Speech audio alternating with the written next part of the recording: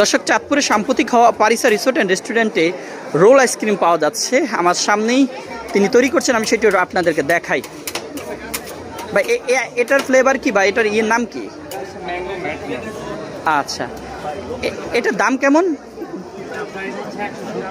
170 টাকা। আচ্ছা, আমাদেরকে একটু বানানোর প্রক্রিয়াটা একটু দেখান। এটা হচ্ছে ম্যাঙ্গো, এটা কি অরিজিনাল? ওকে, এরপরে